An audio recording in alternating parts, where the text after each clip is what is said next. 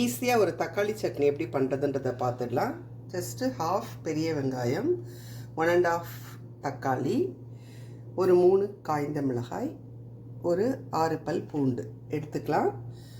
இந்த இன்க்ரீடியன்ட்ஸ் எல்லாத்தையும் ஒரு மிக்சி ஜாரில் போட்டு நைஸாக அரைச்சி எடுத்துகிட்டு வந்துடலாம். ஒரு பேன் சூடு பண்ணிக்கலாம். நல்லா சூடான உடனே கொஞ்சம் நல்லெண்ணெய் ஊற்றிக்கலாம்.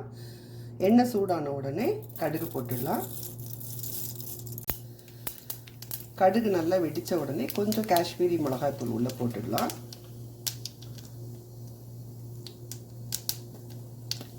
சாதாரண மிளகாத்தூளும் கொஞ்சம் போட்டுக்கலாம்.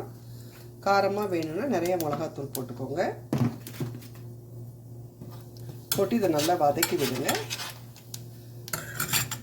மிளகாத்தூளோட பச்சை வாசனை போனோம்னா அரைச்சி வச்ச விழுத உள்ளே போட்டுருங்க. போட்டு நல்லா வதக்கி விட்டுடுங்க.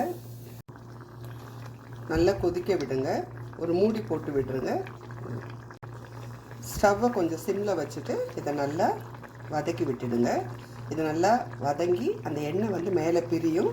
அந்த டைமில் ஸ்டவ் ஆஃப் பண்ணிடலாம்.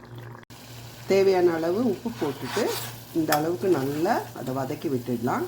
அது நல்லா வதங்கி ஆயில் மேலே பிரிஞ்சு வரும்பொழுது ஸ்டவ் ஆஃப் பண்ணிவிட்டு ஒரு கிண்ணத்தில் ட்ரான்ஸ்ஃபர் பண்ணிடலாம். தக்காளி சட்னி ரெடி ஆகிடுச்சு. இட்லி தோசையோட தொட்டு சாப்பிட இது ரொம்ப நல்லாயிருக்கும். என்ஜாய் பண்ணுங்கள்.